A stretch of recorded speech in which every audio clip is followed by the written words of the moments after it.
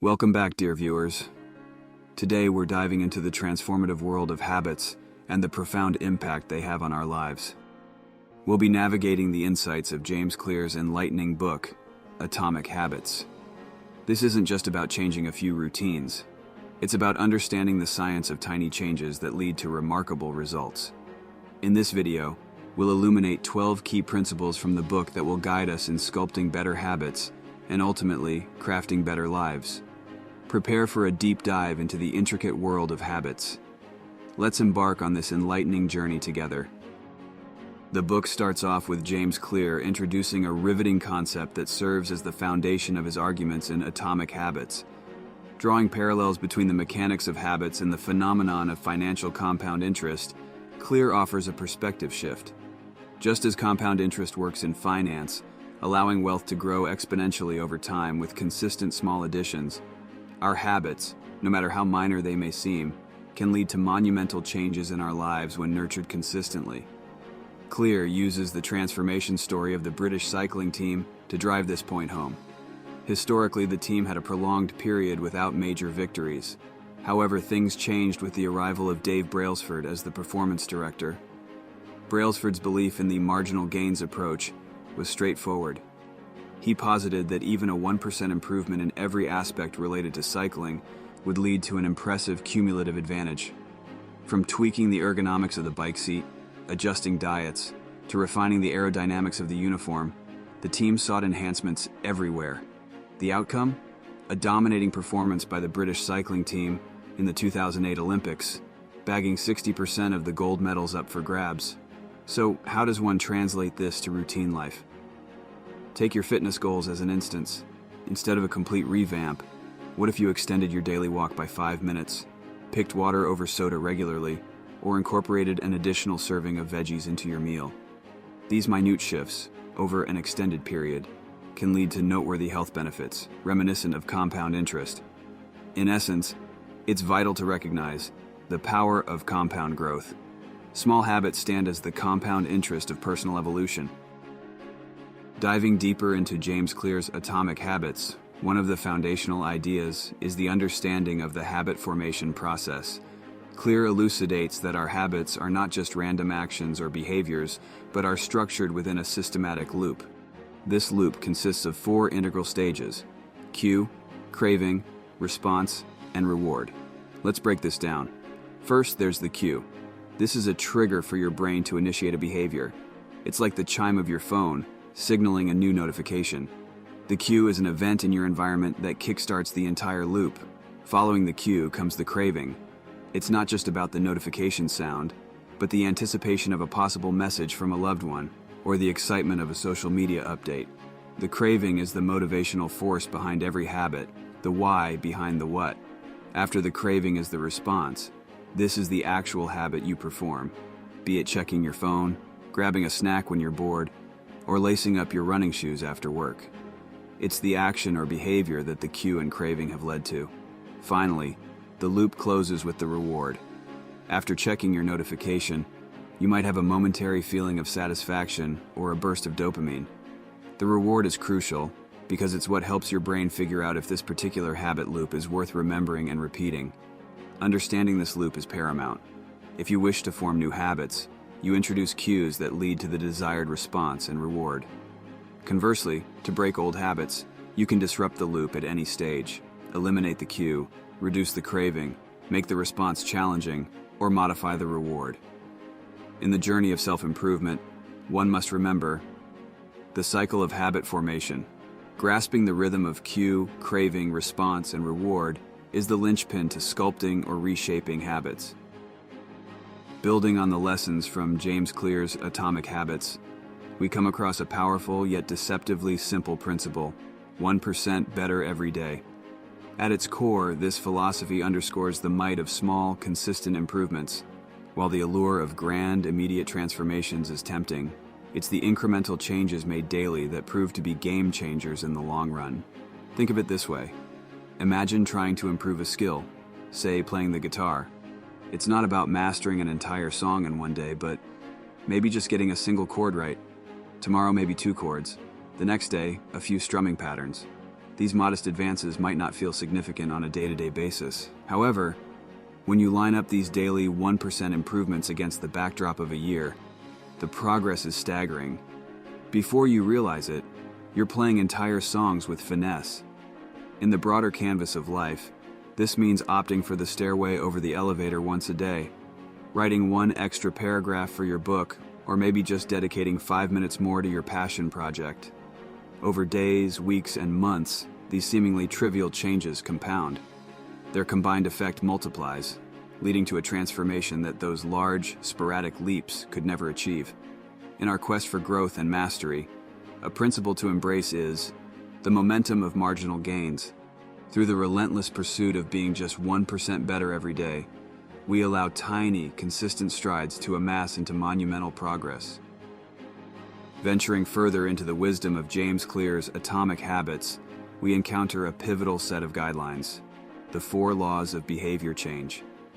This framework serves as Clear's bedrock for understanding how habits form and, more importantly, how they can be reshaped to serve us better. First up, make it obvious. It's all about the cue. Want to inculcate a new habit? Then ensure its cues are prominent in your environment. If you're trying to read more, place a book on your bedside table. By designing our surroundings to spotlight these cues, we set the stage for desired habits to take root. Next, make it attractive. This taps into the craving phase. The more enticing we find a habit, the more our brain is drawn to it.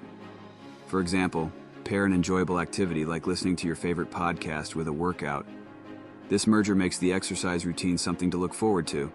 Thirdly, make it easy. This focuses on the response. The mantra here is simplicity. If you want to adopt a good habit, minimize the barriers. Keen on jogging every morning? Lay out your running gear the night before. Conversely, to deter a bad habit, introduce hurdles. If you're cutting down on junk food, don't stock it in your pantry. Lastly, make it satisfying. Centered on the reward, this law accentuates immediate gratification. When you experience an instant reward after practicing a good habit, like the fresh feeling after a morning run, it reinforces the behavior, making repetition more likely. In essence, when charting the course of personal growth, consider this maxim, the blueprint of habitual mastery. By embracing the 4 laws of behavior change, making habits obvious, attractive, easy, and satisfying, we unlock the formula to sculpt transformative habits. In the intricate tapestry of Atomic Habits, James Clear not only provides us with a roadmap for building positive habits, but also delivers a masterstroke on dismantling the unfavorable ones. This ingenious strategy is the inversion of the 4 laws, starting with the cue. To break a bad habit, we need to make it invisible. Say, if you're trying to cut down on screen time, remove the apps that consume most of your time or place your phone in another room when working. By eliminating or obscuring these triggers, the chain reaction of the habit loop becomes less likely to initiate. Moving on to the craving. Here, the aim is to make it unattractive. Let's take snacking on junk food as an example. Educating yourself about its ill effects on health can make the prospect of indulging less appealing. The more unalluring a habit feels, the less we're drawn to it. Next, addressing the response. The strategy is to make it difficult. If you're attempting to reduce binge-watching TV shows, keep the remote in a harder-to-reach place, or even unplug the TV. By introducing friction, you're less inclined to mindlessly indulge in the habit. And finally, the reward. The tactic is to make it unsatisfying. For instance, if you're trying to quit smoking, tally the money you save by not buying cigarettes.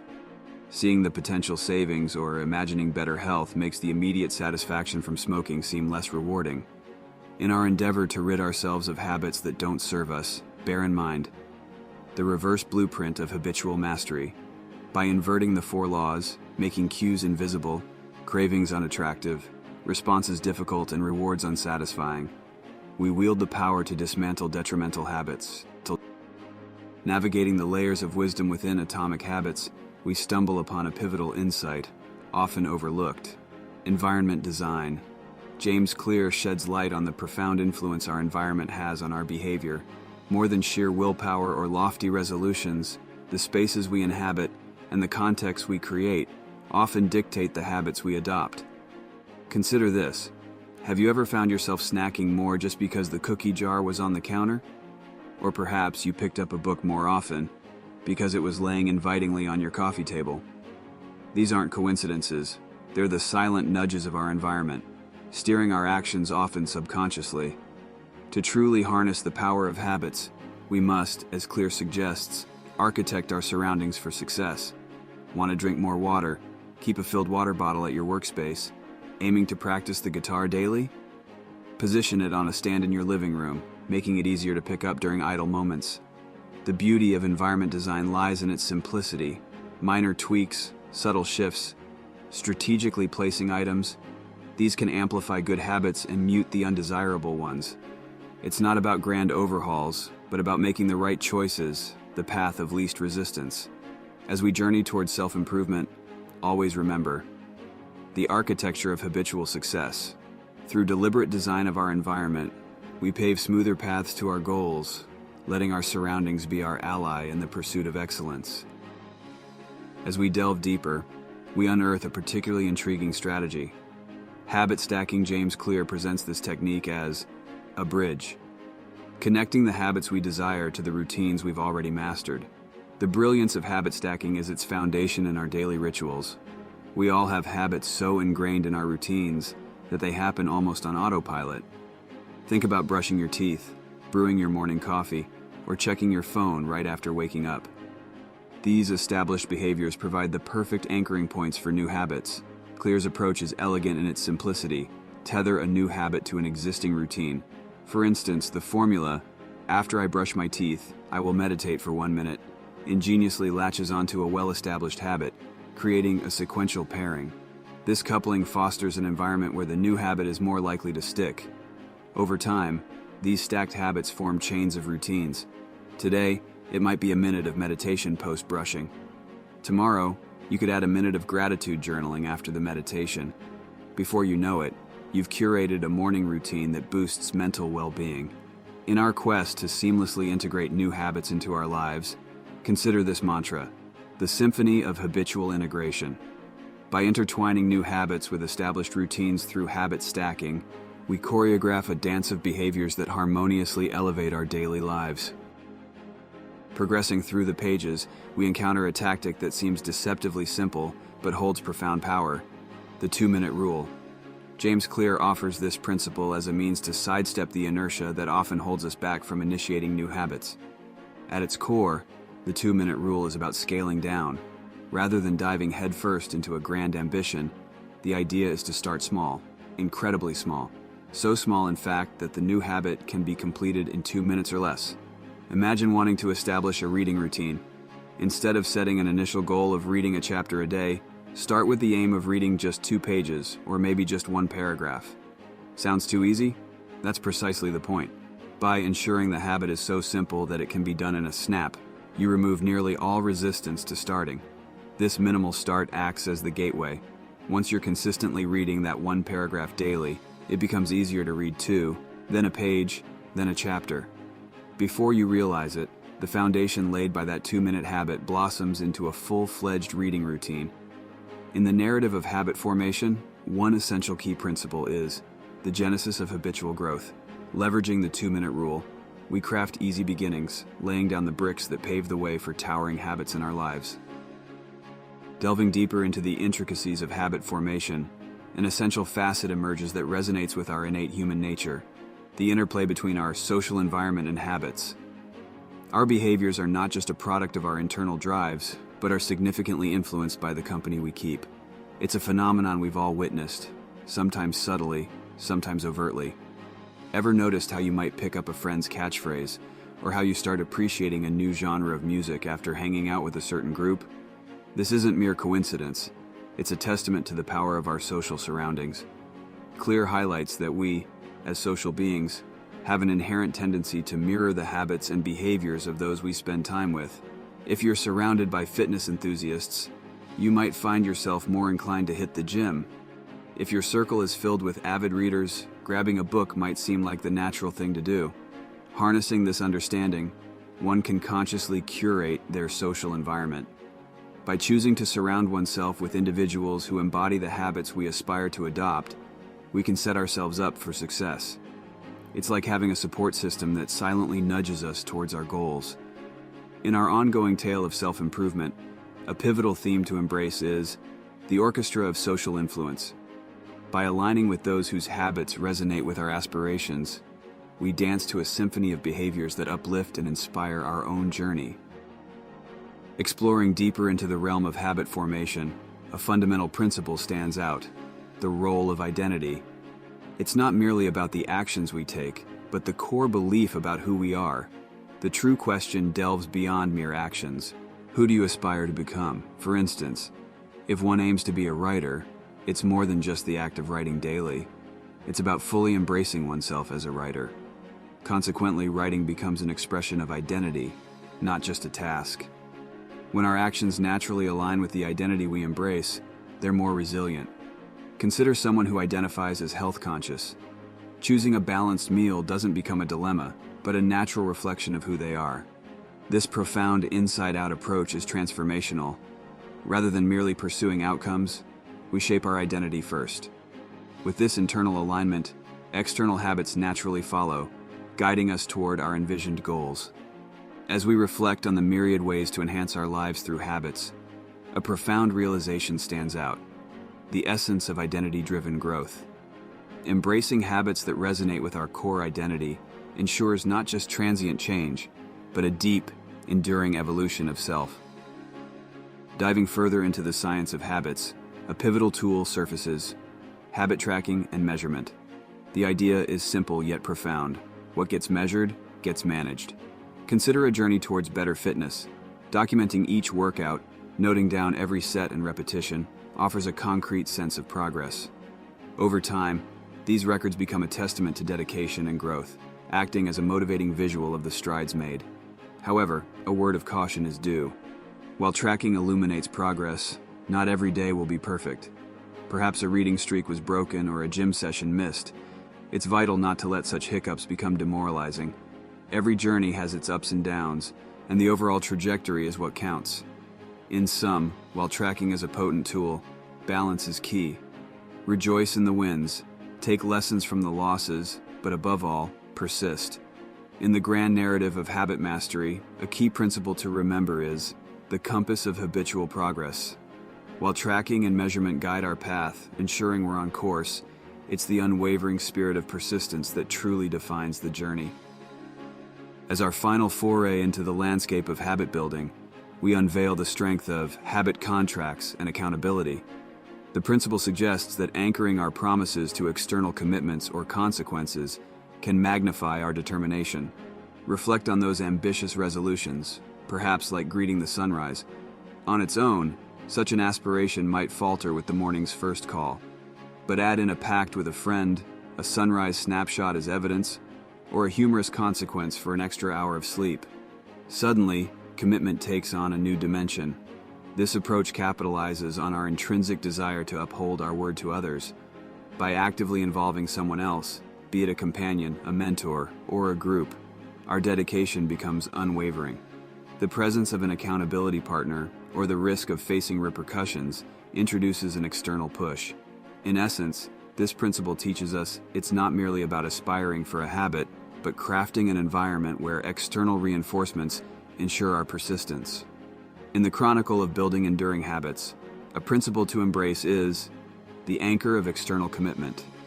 By intertwining our aspirations with habit contracts and accountability, we solidify our resolve, letting external commitments steer our internal ambitions. And there we have it, the 12 defining principles from James Clear's Atomic Habits. With these principles now at your fingertips, the blueprint to crafting lasting and beneficial habits stands before you. Remember, it's not the monumental changes, but the consistent small ones that build greatness. Thanks for watching. If you enjoyed this video and found it helpful, don't forget to hit that subscribe button and turn on the notification bell so you never miss an update. And if you liked what you saw, a like would mean the world to me. It helps support the channel and lets me know you want to see more content like this. Thanks again, and I'll see you in the next video. Peace.